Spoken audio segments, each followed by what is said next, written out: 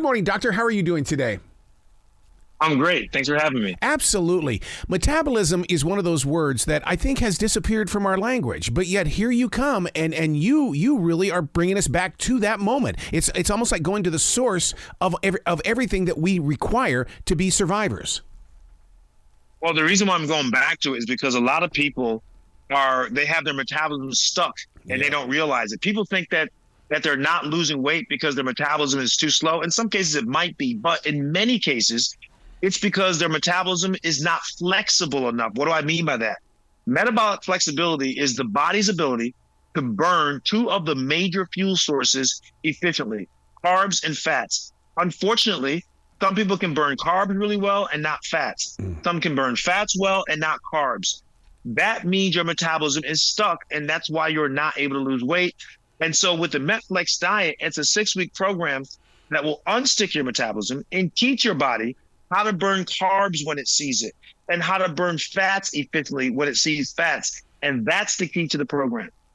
Would you say that the one of the real stars of this book is the power of choice? Because a lot of people make bad choices, but we need to start putting focus on the good choices. Well, that is true. And that's because in this program, there's so many foods that you typically can't have on a diet.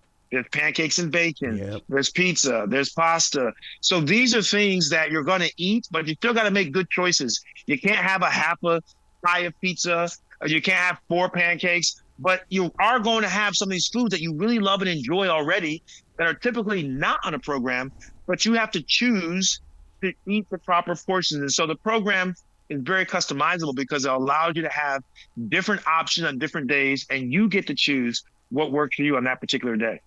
Have you noticed that people think that they can easily fix their problem? In other words, it's like, I'm going to eat more fruit, but yet they totally forget of the sugars that's in natural fruit, or I'm going to eat more pistachios. I'm going to have more almonds. And it's like they're trying to fix themselves without having great leadership from people like yourself.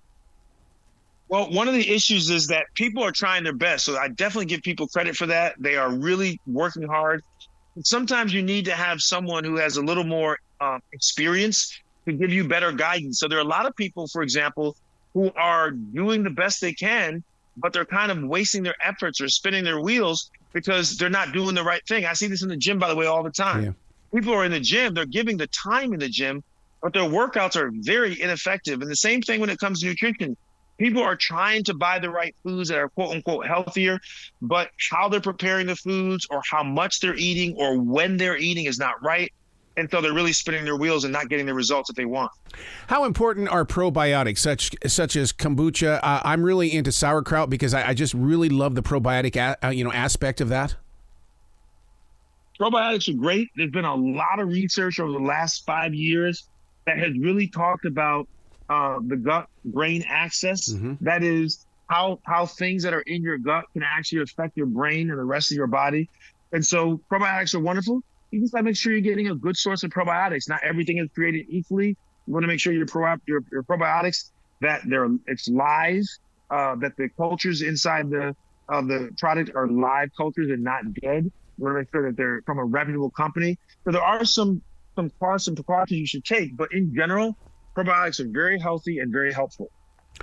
So let's talk about, you say that we should wait 3 hours after we wake up to have breakfast. What about that cup of coffee? It seems like I jump on that baby really fast. Is that good? Well, that's a great question, by the way. So when you're sleeping, you're basically fasting. When you think about it, you're not eating anything for X number of hours. And so you're in a fasted state.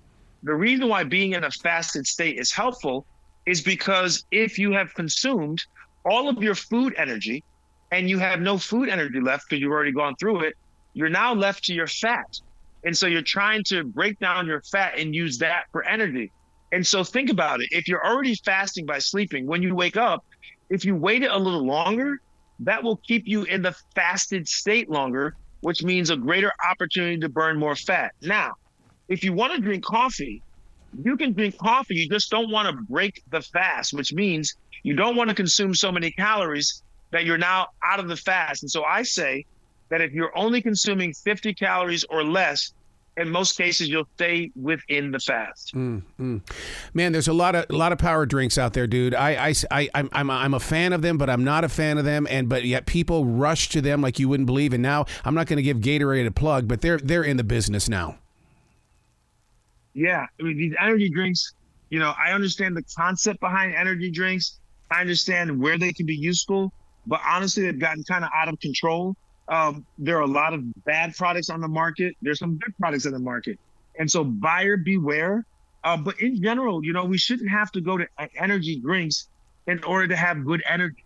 If we're having bad energy, there's probably something going on metabolically, which is why I wrote the MetFlex diet. It's not just about weight loss. It's also about improving your metabolic health, which people don't understand or they ignore.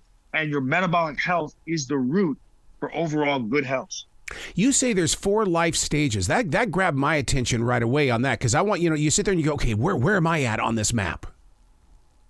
Yeah, so for the longest time, we talked about metabolism, and we thought that metabolism fell off the cliff by the age of 30. Yep. And the truth of the matter is it does not. In fact, your metabolism is very stable between the ages of 20 and 60. It's not until after the age of 60 when your metabolism starts to slow down about 0.7% a year, which is still not a lot.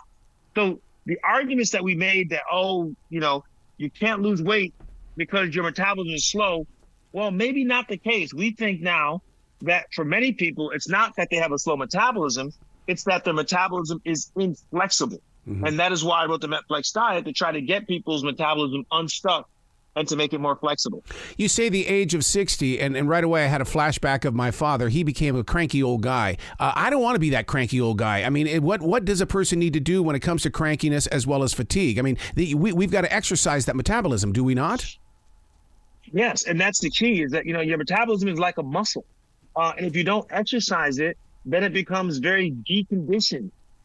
And so you have to exercise it by allowing yourself to see different types of macronutrients, carbohydrates and fats and proteins.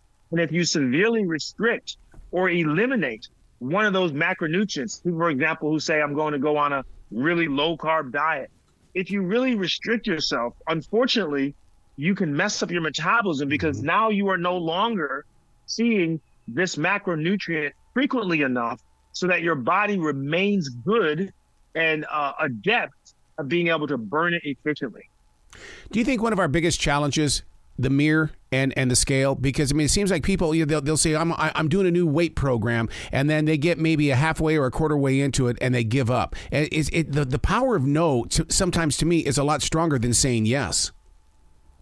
Well, the reason why this is a great question, by the way. The reason why a lot of people are quitting early is because they're looking in the mirror too much and they're weighing themselves too much. You have to understand that the body normally fluctuates. Normally, it fluctuates between 1 to 3 pounds in the course of a day. And if you weigh yourself at the wrong time, you're going to think that you gained weight, when reality, that's just the normal body's fluctuations. And so people are giving up because they're seeing numbers that are really artificial numbers. And they wouldn't be seeing those numbers if they only weighed themselves once a week at the same day, same time, in the same clothes or no clothes on the same scale. That's the key. Once a week is enough so you have an accurate depiction of what your progress is. I'm that guy that goes, okay, the clothes you've got on right now must weigh 3 or 4 pounds. I'm going to forgive you for 3 or 4 more pounds on there. I sit there and play mental games before I step on that damn scale. Well, join the club. I mean, it's not uncommon. But we got to stop obsessing about the number on the scale. Yeah. If you do the right thing, if you remain consistent, that number is going to move, which is why I believe that you should look at non-scale victories as well as victory of the scale. Things like your endurance, how you fit, your clothes. Remember, sometimes you're going to lose inches and not pounds. Yeah. Sometimes you're going to lose pounds and not inches. Sometimes you lose both. But you have to also understand that there are other metrics or other measurements that are important other than that number on the scale. See, I'm a total freak because I had a heart attack at the age of 47. And the thing is I watch the weight, I watch my blood pressure, I watch everything. And I get so consumed that even I swear that I create my own craving of food because it's like, don't eat that. That's a heart attack waiting to happen. Yeah, I think that it's understandable after you have a serious health crisis like that, a health event, medical event, that you actually become obsessive about it. I understand that. But I think that people have to give themselves grace. And I say this all the time in our Facebook group, and I encourage people to join our Facebook group. It's called Metabolic Diet, where people have lost up to 20, 24 pounds in 6 weeks. I encourage people to give themselves some grace. You know, you're not going to be perfect. I never ask you to be perfect. I'm not perfect. No one's perfect. Allow yourself to have a bad day. Allow yourself to have, you know, a meal that you're off plan. It's okay. If you are consistent for the majority of the time, if you are following the program at least 70% of the time, you are going to succeed. But don't beat yourself up over not being perfect. No one's perfect, and no plan is perfect either.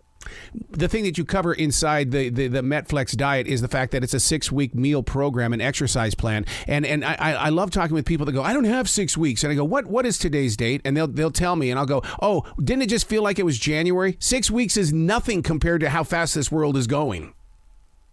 100%. I say to people all the time, you can do anything for 6 weeks when you look at the landscape of what the whole year is. And what's even nicer is that people who have been on the Metflex diet plan have really, really seen the results. And when you start seeing results, they beget more results. And so people are excited and focused and sticking to the plan because they're really enjoying all the results they're seeing. But yes, 6 weeks is not a long time. And I have people in the Facebook group, after a week, they're like, what? Week one's gone already? It really flies by, faster than you think. These 50 recipes, you make it so simple because, during the lockdown, I got addicted to the kitchen. So I love stepping into a book of recipes. The way that you present this is you make it appetizing as well as it's an exploration. I mean, you get to journey into a new area. Well, I have 3 rules for my recipes. 1, they must be very tasty. Yes. 2, they must be very affordable. And 3, they must be simple to make. And so everything in the book follows those 3 rules. And by the way, these are recipes that your entire family can enjoy if you have a family. It's not just one of those situations where you make a special food for yourself, but something different for everybody else. No, this is food that everyone is going to like. It's tasty and it's fun. You put focus on sleeping. I'm that type of person that will sit there and wait until I have fatigue and then I go to bed. I think I'm doing it wrong because it's like, maybe 9 o'clock is a good time to go to bed, but 7 hours of sleep, I'm just like anybody else. I don't do melatonin, but dang, there are times I'm going, get some melatonin, dude. Well, sleep is very tricky. I mean, there's no one set time for sleep that works for everyone. Some people require less. Some require more, but I will tell you that most people, not most, but a lot of people have very poor sleep hygiene. Their sleep environment is not good. What do I mean by that? Their room isn't the right temperature. Yep. They have too many electronics that they're using just before they turn off the light or even after the lights are off. So they're overstimulating their brain, which makes it more difficult to go to sleep. So sleep environment, they're eating too close to when they go to bed. All these things affect your sleep environment. But also, people have to realize is that you have to allow yourself the time. You can't, say to yourself, I'm so busy that I'm going to stay up, extra late or get up extra early. And, I think most people need probably between 6 to 8 hours of sleep to do well and function well. How about those listeners that sleep with their pets? There's no way they're getting a full night's sleep. Well, that's part of the sleep environment, right? You can't have a situation where something is waking you up, even if it's a subconscious waking up, which happens, by the way. The bottom line is it's still a wake up. And so instead of having, uninterrupted sleep, you're now having all these sleep interruptions, which means you're not getting a full night's sleep, which means that, unfortunately, you're going to be tired the next day or sometime during the day.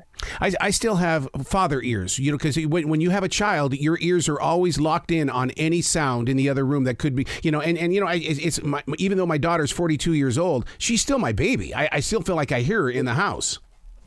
Yes. And that happens. I think that people have to say to themselves, I'm not going to eat 2 hours before going to sleep. I'm not going to use any electronic device within an hour of going to sleep. And I'm going to make sure that the temperature is very comfortable, that it's not too cold where I'm chilled and going to wake up freezing, but also not too hot where you wake up in the middle of the night sweating. Yeah. All right. The people, there are younger people these days that are having the heart attacks. They're having the body attacks. I'm so lost on why is it affecting 20-year-olds or even teenagers on the football team? What is going on with us? Yeah, it's just that, I really think it's about portion control. It's about processed ingredients. People aren't moving well. It's just combinatorial. Our young kids, unfortunately, are eating a lot of processed foods at these fast food places or in stores. And I think that, that's really hurting us. I mean, this generation, unfortunately, is going to feel it. Obesity levels have increased in younger people over the last 20 years. And it's going to have a major effect 20 more years down the road when these kids are in their 40s and late 30s. It's going to really affect them because all these years of, accumulate, all these bad habits accumulate, unfortunately, and can lead to some unfortunate results. That's so funny you say that because that's exactly what my cardiologist said about my heart attack. I said, dude, I'm a 3rd-degree black belt. Why would I have this? And he goes, what were you doing in your 20s, man? When you hit 30, what were you doing? And he says, it just caught up. And that, to me, it's like stocks and mutual funds. Whatever you're investing, it's going to come back.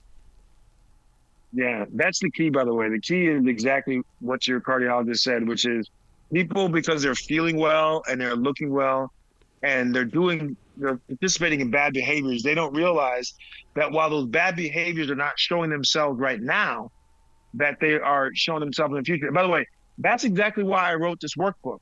So there's a Netflix diet workbook that's a companion to the program. Yep. And I wrote that because people have to have better insight into what they're doing. And so this workbook takes you on a daily basis through the program, and it gives you better insight into what you're doing well, what you can improve on, and it actually makes you more accountable. So I think that people need to understand accountability so that they can stick on a plan longer.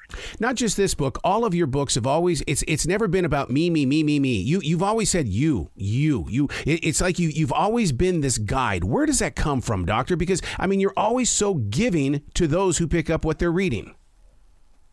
I think that people are struggling, honestly. I think that people are having a hard time and have had a hard time. I think people have tried. They really, in their heart, they're trying to do the best that they can, and they just haven't been able to do it. And so I have a real soft spot for people who are trying to do the right thing, but circumstances are stopping them. And so if any way I can help kind of smooth the road for them or give them the information or plan that they can follow that would be helpful, I consider that to be my mission. This is going to sound a little selfish, but this research, by the way, came from where I am in North Carolina. Thank you very much for including this beautiful state. I love it. Yeah. It's interesting that, I think that people have to follow the research. And one thing I like to do with all my books is I like to peg it to real research. Now, sometimes the science changes. For example, the whole issue about when your metabolism slows, that has changed. But you want to make sure that programs do have research behind it. I do a lot of my research in my Facebook group where I gave the plan to 1,000 people early. And they had great results. Like I said, up to 20 to 24 pounds in 6 weeks and 8 to 10 inches on average in 6 weeks. So definitely join Netflix Diet, which is the name of the book, the Facebook group. You got to come back to this show anytime in the future. The door is always going to be open for you, Mr. Dr. Ian. I'll be back. Trust me. I appreciate that invitation. You be brilliant today, okay, sir? Yeah, you too. Thank you. Take care.